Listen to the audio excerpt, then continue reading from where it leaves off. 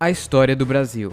A história do Brasil começa há muito tempo atrás, quando os primeiros humanos chegaram ao continente americano, por aqui ou por aqui, e acabaram se dividindo em vários grupos.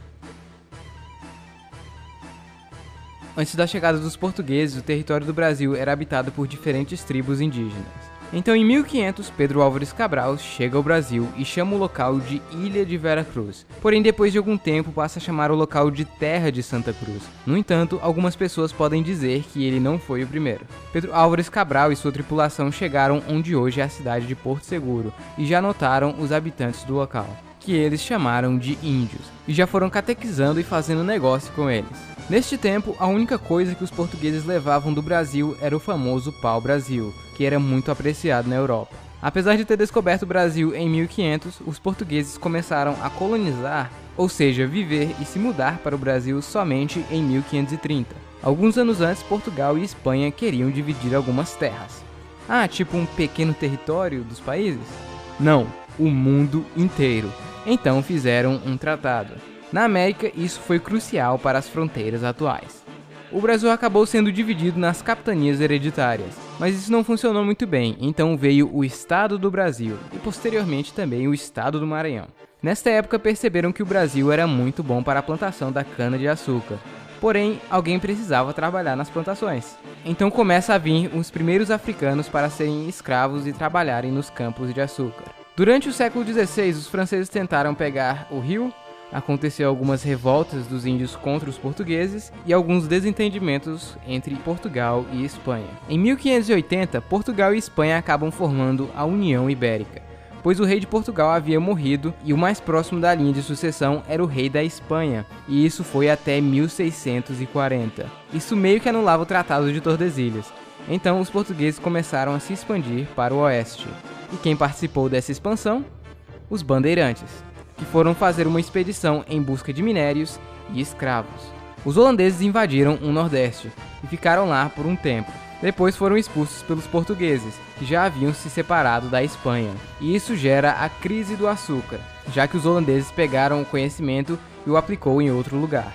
Porém, no final do século XVII acabam sendo descobertos ouro na região de Minas Gerais. E começa assim o ciclo do ouro. Durante o século XVII, os franceses tentaram invadir São Luís, no Maranhão, mais revoltas dos índios e de outras pessoas da população, e vários outros acontecimentos. Com a descoberta de ouro em Minas Gerais, a região começou a atrair pessoas de todas as partes, e logo se tornou a capitania mais populosa. Minas Gerais tinha muito ouro, e a coroa portuguesa queria seus 20%, ou então era a derrama. E isso deixou muitos mineiros revoltados. Acontece assim a Inconfidência Mineira. Portugal não gostou nada dessas pessoas conspirando contra ele e declara lesa majestade, ou traição do rei. O único condenado à morte foi um cara chamado Tiradentes. O século XVIII foi muito agitado no Brasil, várias revoltas, conspirações, desentendimentos com os índios, sabe? De sempre. Ah, o século XIX. O comecinho do século no Brasil foi marcado por mais conspiração e a invasão da Guiana Francesa. Porém, na Europa as coisas estavam interessantes. Em uma tentativa de enfraquecer a Inglaterra, Napoleão Bonaparte declara bloqueio continental em toda a Europa. Ninguém deveria fazer negócios com os britânicos. Portugal, no entanto, como tinha uma boa relação com o Reino Unido, fala: "E se eu não quiser?" Então Napoleão invade Portugal. Com isso, a família real portuguesa se move para o Brasil. Mas não só eles, vieram cerca de 15 mil pessoas de Portugal para o Brasil nesta época. Com isso, o príncipe assinou um decreto que liberava o porto brasileiro para fazer negócio com outros países. Assim, ele poderia continuar ajudando os britânicos. Além das pessoas, várias outras coisas valiosas vieram para o Brasil, como um acervo de livros da Biblioteca de Lisboa e várias outras coisas de valor. A vinda da família real mudou o rosto do país, principalmente do Rio de Janeiro. Várias lojas, teatros e joalherias e várias outras coisas foram abertas ali. A arquitetura começou a seguir um padrão mais europeu e várias outras coisas foram criadas, como a Academia da Marinha, Academia Militar, Laboratório de Química, etc.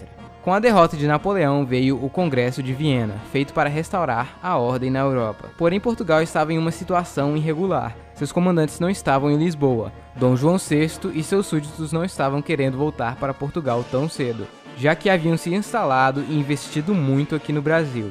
Então, para resolver a situação, ele eleva o Brasil para reino. No caso, o Reino Unido de Portugal, Brasil e Algarves. Porém, isso não deixou os portugueses muito satisfeitos. Enquanto isso, o Brasil anexa a Cisplatina e acontece a Revolução Pernambucana, onde Pernambuco pretendia se tornar uma república. Porém, Dom João VI deu um jeito neles. Acontece a Revolução Liberal na Bahia e no Pará, e a Bahia também tenta ser independente. Os portugueses não estavam nada satisfeitos com seus líderes aqui no Brasil, e exigem a volta do rei para Portugal. Eles também queriam que o Brasil voltasse a ser uma colônia de Portugal, porém os brasileiros não gostaram nada disso. Então, para evitar um conflito, o rei volta para Portugal e deixa seu filho, Príncipe Pedro de Alcântara, aqui no Brasil. Porém, mais tarde, os portugueses exigem a volta de Pedro também. Então acontece o Dia do Fico, onde Pedro de Alcântara falou que iria ficar aqui no Brasil. Mais tarde, quando Pedro estava resolvendo alguns problemas na província de São Paulo, ele é avisado que estavam querendo tirar a autonomia brasileira. Então ali mesmo ele grita independência ou morte, às margens do rio Ipiranga. Meses depois, o Brasil seria oficialmente independente.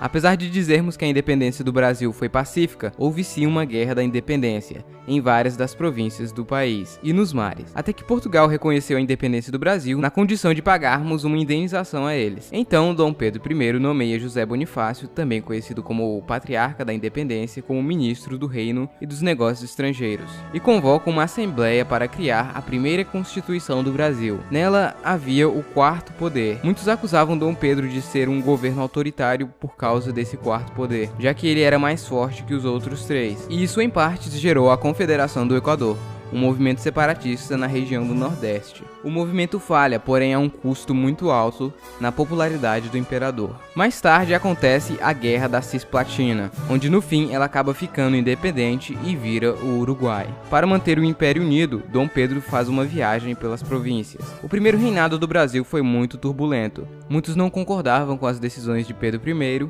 ele ainda piorou a situação com algumas decisões impopulares, aconteceram revoltas e muito mais. Além disso, as coisas não estavam muito boas em Portugal, então Pedro I acaba abdicando ao trono e volta para Portugal, deixando seu filho Dom Pedro II, de apenas 5 anos, como imperador do Brasil. Mas obviamente Pedro II não poderia governar ainda, então nesta época o Brasil é governado por várias regências. Durante o período de regência, mais revoluções e movimentos surgem, além da Guerra dos Farrapos, que acabou gerando a República Rio-Grandense e a República Juliana. Essa última não durou muito, já a Rio-Grandense só voltou a ser parte do Brasil quase 10 anos depois, em 1845. Em 1840, Dom Pedro se torna o imperador do Brasil. Neste período, o café já era o principal produto produzido no Brasil. Sua economia se estabilizou e cresceu bastante. Durante esse período foram criadas também grandes linhas ferroviárias e, como é de costume, aconteceu várias coisas. Porém, a mais marcante delas foi a Guerra do Paraguai, que foi o maior conflito armado da América do Sul. E depois de mais de 5 anos de guerra, o Brasil e seus aliados acabam ganhando. Porém, essa guerra deixou o Brasil em uma situação não muito boa. O exército se sentia desprezado pelo Império. Além disso, perto do fim do Império, foi assinado a Lei Áurea, lei essa que liberava os escravos. Porém, muitos donos de escravos não ficaram muito felizes com isso. Eles queriam ser indenizados pelo governo e ficaram contra o Império também. Com o fim da escravidão, começou também um período de grande imigração para o Brasil, já que o Brasil precisava de trabalhadores. Em 1889 acontece o golpe de Estado que deu fim ao Império e início à República do Brasil, ato também conhecido como Proclamação da República. Essa foi nossa primeira bandeira republicana, bem original por sinal. Porém, ela foi usada por apenas 4 dias, até ser substituída pela versão que conhecemos. O período republicano é dividido em basicamente 5. República Velha. Os primeiros anos da República foram bem instáveis. O Brasil passou de Império do Brasil para Estados Unidos do Brasil, e sem muito apoio popular, houve alguns conflitos. Os primeiros anos foram de um governo militar até virar uma democracia. Acontece a Revolução Acreana, onde o Acre declara a independência da Bolívia e se junta ao Brasil, além de outros conflitos. O Brasil também fez uma pequena participação na Primeira Guerra Mundial. A época entre 1889 e 1930 foi conhecido como política do café com leite. Os presidentes eleitos ficavam mudando entre paulistas e mineiros. Até que nas eleições de 30 acabou sendo Getúlio Vargas versus Júlio Prestes. E quem ganhou? Ah, essa eu sei, foi o Getúlio Vargas, claro. Não, na verdade foi o Júlio Prestes. Porém, na Revolução de 30, acabaram tirando o presidente Washington do poder e mais um golpe de estado, Júlio Prestes nem chegou ao poder e quem foi colocado para ser o presidente foi Getúlio Vargas, dando assim fim na República Velha e início à Era Vargas, que duraria 15 anos. Lembrando que apesar de ter ficado no poder por 15 anos, ele só é considerado um ditador a partir de 1937.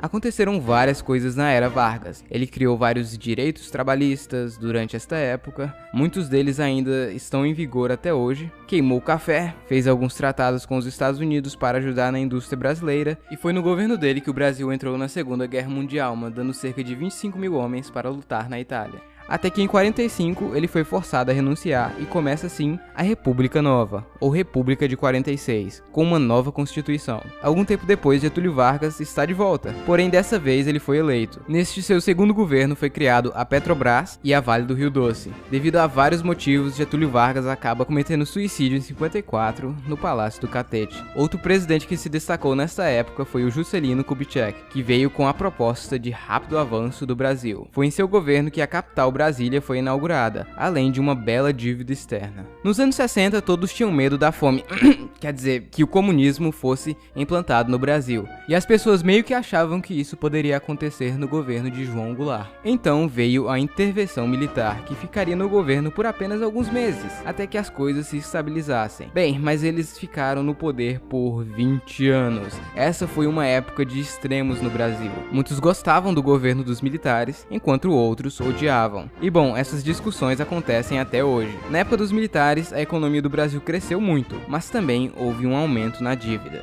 Depois de muito tempo, os militares foram aos poucos devolvendo o poder, e o Brasil voltou novamente a ser uma democracia. Então temos a Nova República, que vai de 1985 até os dias atuais. Foi elaborada uma nova Constituição, conhecida como Constituição de 88, e desde então o Brasil teve mais um monte de presidentes, 2 impeachments, escândalos, manifestações, o de sempre. Hoje, o Brasil é a 9ª economia mundial em PIB bruto, logo à frente do Canadá e atrás da Itália. Porém, considerando que o Brasil tem mais ou menos 210 milhões de pessoas, esses números são desanimadores. Em PIB per capita, estamos na posição 68. E sim, o PIB do Brasil teve uma queda gigantesca nos últimos anos.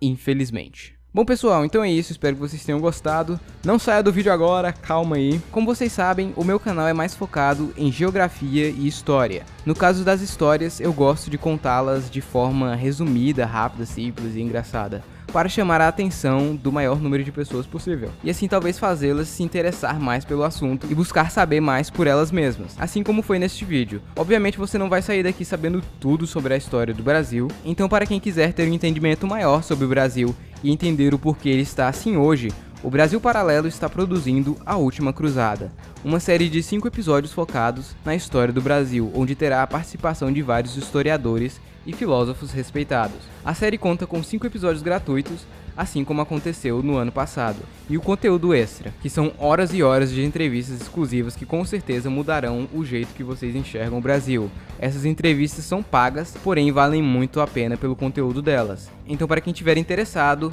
eu deixarei o link na descrição do vídeo.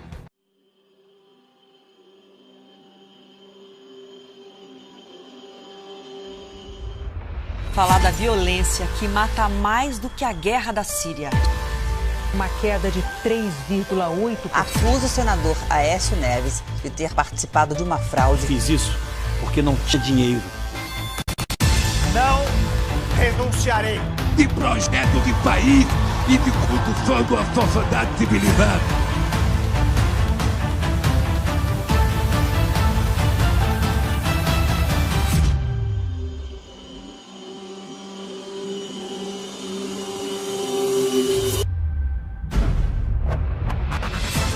A gente se perdeu realmente na história. No passado, a gente teve grandes homens do passado do Brasil. A José Bonifácio diria, eu entendi você. O que você conhece do Brasil? Você não acha que está singularizando o Brasil à luz e efêmero do que estamos vivendo hoje? O Brasil está assim, mas o Brasil não é assim. Ao Pedro I eu diria obrigado. E no seu testamento, brasileiro, patriota.